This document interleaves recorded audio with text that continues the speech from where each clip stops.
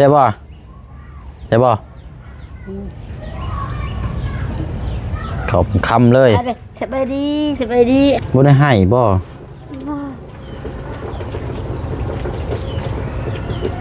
ฮ้อนซ้ำเนาะบ่ห้องบ่น้ำน้อยเดียวนึงน้ำสิบกบ่เลยน้ำกินบ่น้ำอาบโอ้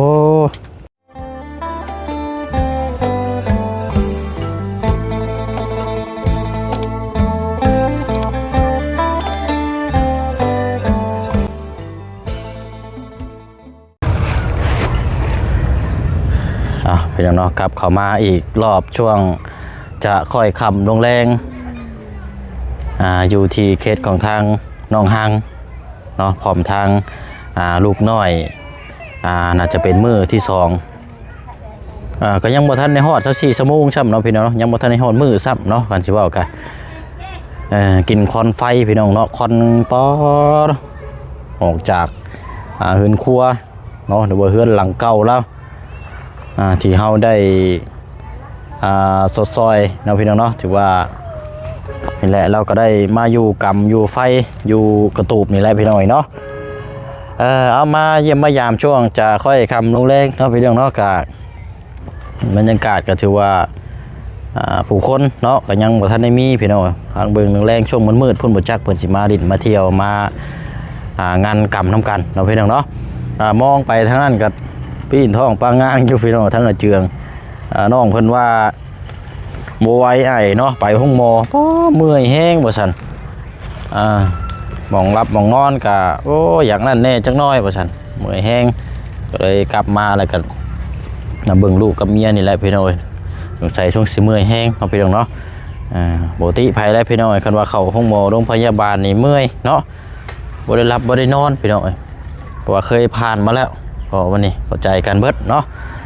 ทางน้องเพิ่นก็เลยนอนทันได้พี่น้องใส่นอนพักผ่อนเพราะว่ามื้อแรงเนี่ยจะได้นั่งได้พี่น้องเนาะจุพื้นจุภัยคุมบ่อกำบ่เว้นให้ทั้งเมียแล้วพี่น้องเนาะเริ่มแล้วพี่น้องเต็มที่ก็7มื้อซะเนาะอยู่กำไผมันจังสุขภาพร่างกายจังสิแข็งแรงเนาะเอาพี่น้องเนาะกราบทักทายสบายดีและสวัสดีพ่อแม่พี่น้องเบิดสุขุสุคนเด้อพี่น้องเนาะพบเจอกันอีกคือเก่าคือเดิมพี่น้องเนาะเพิ่มเติมแน่ก็เอานี่แหละพี่น้องเอาคันนี้มาช่วงตอนแรงน้องพี่น้องเนาะเพราะว่าคันใหญ่นี่เอาไว้เฮือนก่อนว่ามันน้ำมันเท่านี่แหละพี่น้องมื้อนี้ก็ดิด52,000กีบเลยตามที่เช็คมาก็โอ้ขาวลงกระหม่องเลยพี่น้องเนาะมีแต่เพิ่มขึ้นไปเรื่อยๆบริลุดเลยย่อนจักดีมีแต่ต่อขึ้นอย่างเดียวมันก็ตายเท่านั้นแล้วแบบนี้พี่น้องเนาะคืออะไรเลยพี่น้องเอาอะไรพี่น้องเนาะมื้อนี้กับมานี่ก่อนเดินทางเคสของทางหนองหังนี่ก็มื้ออื่นเนาะอาจจะมีข่าวดีเด้อพี่น้องเด้อเนาะข่าวดีเดี๋ยวติดตามเบิ่งนำกันเนาะมื้ออื่นเช้าพุ่นแหละพี่น้องมื้อนี้ยามมันค่ำแล้วยามมันบ่ทวงบ่ทันเพราะเขาเจ้าก็ปิดห้านแล้วเนาะมื้ออื่นมีข่าวดีมามอบแล้วก็พูดคุยชี้แจงบอกน้ำกันเนาะพี่น้องเนาะเอาอะไรพี่น้องเดียวเข้าไปเบิ่งก่อนเนาะพารักน้อยเป็นยังไงเด้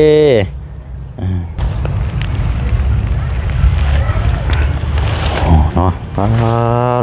ถือว่าเป็นเบิดทุกเงาทุกกอดีล้อนี่มังนัดกันเนาะทุกลานโอ้หวานได้นี่พี่น้องพูดทางนั้นกันเนาะน้องบ่ได้ซื้ออย่างมาซ้ำพี่น้อยเนาะตอนนี้ก็ยังแบบเว้นในจังน้อยเนาะพังเบิ้งช่วงถ้าว่ามันมืดเพื่อไปเชื่อมกับสีขาวมาอีกรอบนึงก็ได้บ่ได้ซื้ออย่างมาโอ้ใส่สีมือแห้งแล้วเจืองพี่น้อยนอนบ่เอาให้น้องเพิ่นนอนก่อนเอาเป็นยังไงเนาะเด้อพลักสบายดีเด้ออยู่เนาะยิ้มแล้วว่ะนี่เนาะเป็นจังไดเนาะอยากเข้าได้ยังกินได้ยังป้อนกินยังเข้านี่บ่ได้ไปซื้อสิ้นไข่มาให้อันนี้เนี่ยบ่ซะบ่ทางเจืองเราบ่ได้ไปตลาดบ่ไปอ๋อยันว่าไปซื้อ สิ้นปลาอาหารนั่นแล้ว กินข้าวที่โลกบ่ เด้อกินข้าว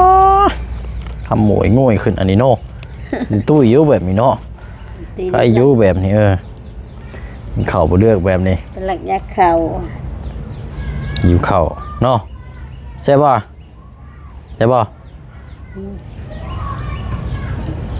ข้าวเป็นคำเลย สบายดีอ้ายเนาะสบายดีอ้ายเอ้ยสบายดีเลยลุงมาเด้สบายดีลุงอ่ะ จักไปทางนี้บ่บ่จักสบายดีละ สบายดีเนี่ยไปเบยสบายดีลุงไอ้ ใครโยมมันเริ่มเย็นแน่เลยเนาะ ลุงเด้อ แต่มีตู้เล่านี่แหละมาเบิ่งหลานบัดนี้เนาะผู้น้อยนี่กันบ่มีกันจักไผไล่สิเบิ่งเนาะผู้แล้วเท่าอันนั้นผู้แล้วจังให้ลูกคนน้อยแข็งแรงผู้แล้วจังอันนี้เนาะแม่เนาะโดยจังมือจังมือบ้านมือซองเลยให้เบิ่งลูกน้ำเต้านี่แหละลูกหลานนี่แหละเบิ่งก่อนคันเราเมื่อนี่ก็บ่มีไผได้นี่พี่น้อยจูบพื้นจูบไผเนาะคือสิได้นี่ป้อนข้าวน่ะมั่มไปทางนี้กะหิวข้าวหิวน้ำนี่เนาะเอ้ยกินเลยบ่เห็นแล้วบ่น้องนะอยู่ใส่แม่น้องเพื่อนบ่ฮ้อนบ่ฮ้อนเด้อยู่นาน คือบ่อุ้มลงมาลุ่มพี่ก่อนนี่ก็ฮ้อนคือกันเด้กันว่านั่นอุ้มขึ้นบ่เทิงพุ่นบ่ยังพัดลมใส่รถไปยังบ่มีพัดลมอยู่เพื่อนพัดลมอยู่เทิงเด้อยู่เทิงพัดลมนี่อ่อนดูเที่ยงนี่บ่ได้พัดลมฮ้อนแฮงซ้ำอันนี้เนาะฮ้อนคือกันนี่คนน้อยก็บ่ให้เผากินข้าวก็ได้แม่เด้อให้เพิ่นกินนมแม่เพิ่นนั่นน่ะเนาะออกแล้วล่ะว่าน้ำนมบ่ออกแล้วบ่ได้กินได้ได้กินได้อาบน้ำต้องให้คนน้อยน่ะดูดเด้อก็ขอโทษน้ำต้องให้อันคนน้อยดูดนมแม่มันจังสีนมน้ำนมมันจังสีไหลออกไปกินน้ำต้มไม่ใช่บ่ให้มีคนดูดคนอย่างมันบ่ได้ไหลได้นมกับอันนั้นกินหัวปีละลายกินน้ำต้มหัวปีกินหัวปีดิบๆนั่นแหละน้ำนมสีไหลเร่งนี่แหละยังไม่ได้ออกบ่เดี๋ยวนี้กะได้นมได้นมยังไม่ได้ออกจะมือนี่เนาะคนน้อยมันสิบ่นั่นพ่นบ่นี่เด็กน้อยไม่ได้อดนมยังไม่ได้อาบนมก็เป็นก็เลยป้อนเขาเมื่อเช้านี่เนาะบ่ได้มีเหี่ยวมีแห้งเนี่ยจักหน่อยเอานางรถนางดินนี่แหละนางดินไหน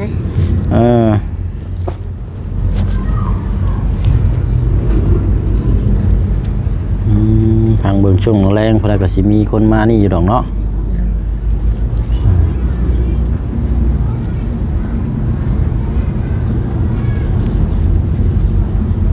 บ่ได้ซื้อหยังมาซับเนาะรักเป็นยังนะ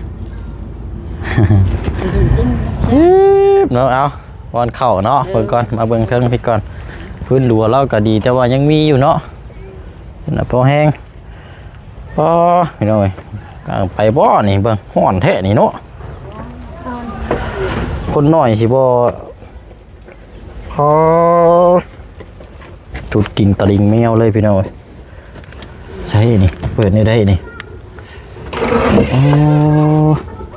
เปิดประตูไว้บุปิดให้มันค่อนออกแน่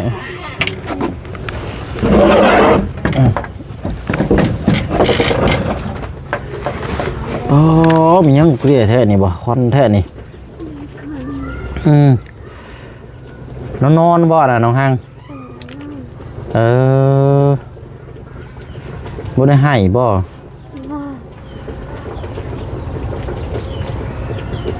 ฮ้อนช่ำเนาะเพราะขนาดน่ะจมให้เราลงมาอยู่ลุมพี่ซะถ้ามีคนเอาแทนกะก็เลยนั่นกะอันนี้น้ำนมยังบ่ทันใดบ่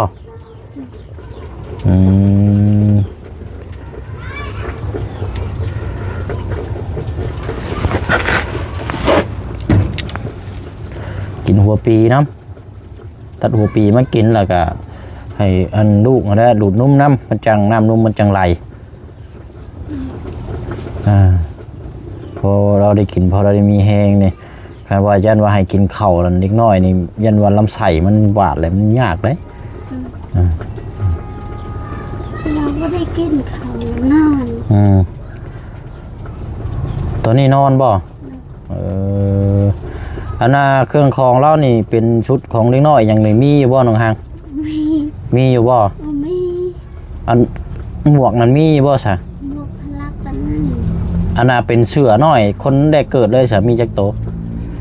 มีหมดแล้วหมดแต่ ห้องพลักได้ซะบ่ได้มีบ่ โดย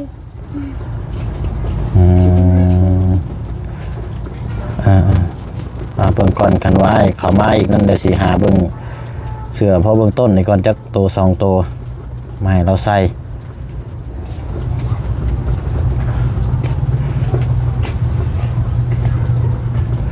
พลักได้แสนนมเบิดหรอป่ะ ใกล้จะหมดแล้วลงนั่งกองนึง เดือกกองหนึ่งบ่ห่อนพะโล้อันนี้พี่น้อยเนาะอันนี้ใครอยู่เจ้ายังว่านั่งอยู่เจ้าบ่ได้ย่างเนาะจะบ่ได้ย่างกันคืออยู่บ้านนั่นโว้เขาเจ้าย่างใส่ทานนี่พื้นใหม่บ่แล้วก้นนี่ เองธรรมดาอยู่เป็นแต่ต้มห่อนนี่ซื่อเนาะใช่คือบ่มีน้ำมานี่เนาะน้ำบกไปแล้วนี่ต้มใบยังอันนี้นะใบม่วงบ่น้ำน้อยเดียวนึงน้ำสิบกไปเลยน้ำกินบ่น้ำอาบโอ้เอาน้ำมาใส่อีกนี่เนาะ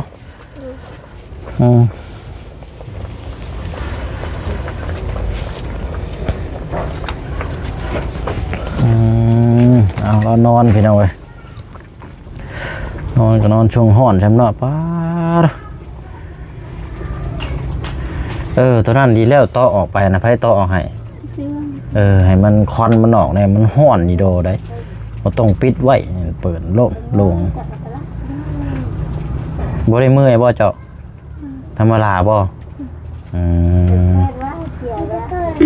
เอาอดเอาอันอยู่7 มื้อเนาะด้วยให้แข็งแห้งจังออก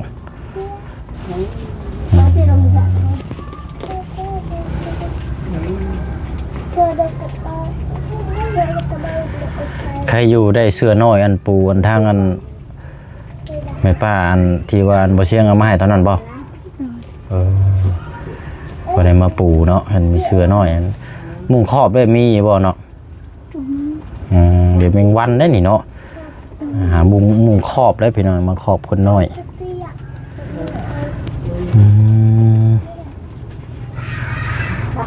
มีจมูกเนี่ยเป็นชามมันตรงมีจมูกให้กูให้เตะกระเบ้าหรือมุกก็ถือว่าแข็งแรงทั้งลูกและแม่เนาะแล้วก็คลอดง่ายเนาะโอ้ยพี่น้อยหลายครูหลายคนก็ทำแซวอยู่ใช่ว่าเดือน5เดือน6ว่าฉันโอ้ยจักสิว่าจังใดพี่น้อยเนาะนางน้องเพิ่นบอกวันเดือนที่ตั้งคันแรกๆมันผิด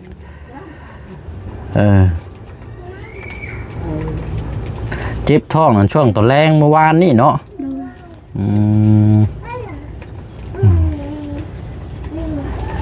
ก็พาไปห้องหมอเลย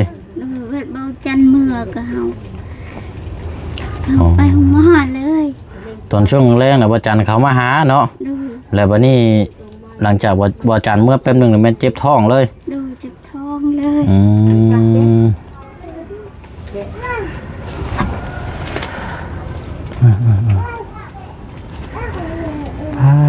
มื้อนึงนี่อาบจักเทื่อน้ำนี่เนาะน้ำต้มอาบมันต้ม2 เทื่อ3 เทื่อ2-3 เทื่อแล้วบ่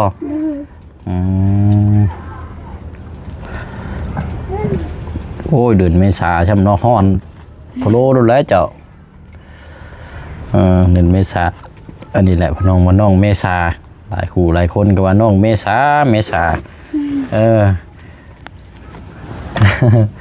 เป็นเดือนเมษาได้แหละก็เดือนร้อนครับเนาะจะคิดว่าได้ใดละเราบ่เสียงกัน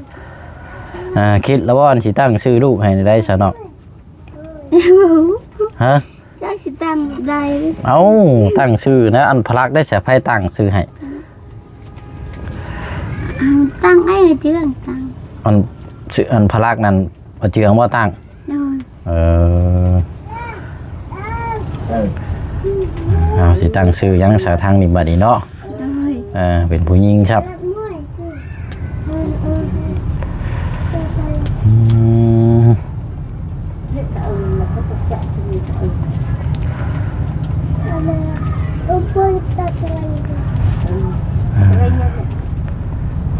ฮ้อนพี่น้องเอ้ยว้าตัว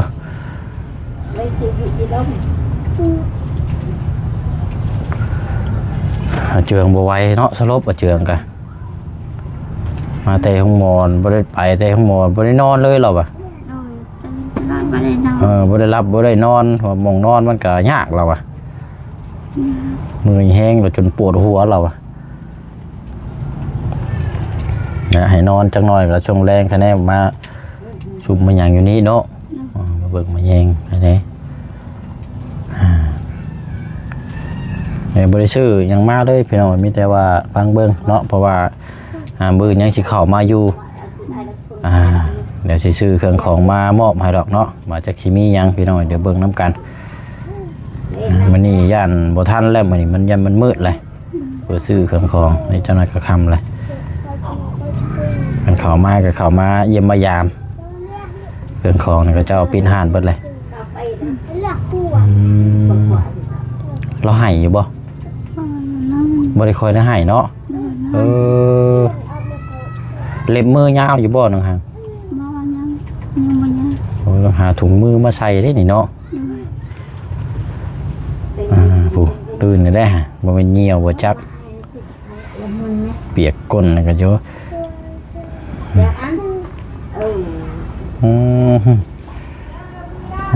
ฮ้อนพี่น้องเว้ยนั่นเนาะบ่เห็นช้ำอยู่ในพุ่นพี่น้องเว้ยเกี่ยงช้ำหน้าปุยลุยอยู่เอ้ยเนาะฮอดบ่ได้อันนี้ช้ำหน้าเราเต็มช้ำลุยอยู่เดินน้องเด้อไอ้ออกมานอกพี่ก่อนโอ้ฮ้อนแห้งพี่น้องเปิดไว้ไปสิรถประตูนี่ครับเป็นยังหรอกมันพอให้มันอายมันนั่นเองจักหน่อยคนน้อยสิหายใจมันนั่น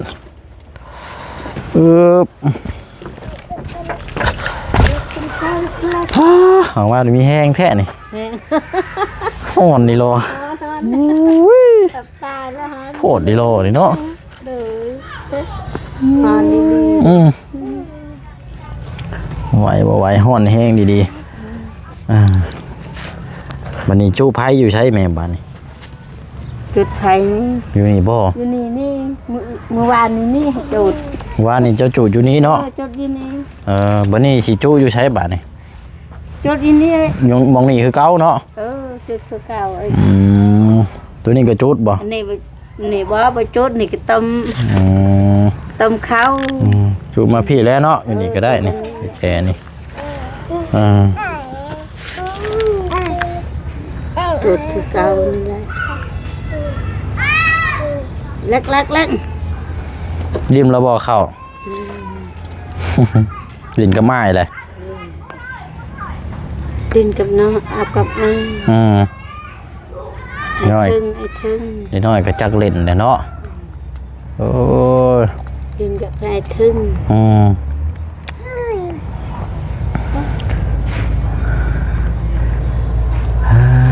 ใครหรออันน้ำโมหนึ่งนั้นมันบกเลยได้บ่เอาน้ำเติมใช่แล้วบ่ได้อาบอีกบ่ได้อาบยานะยื้อไปมั่มไปนี่มัน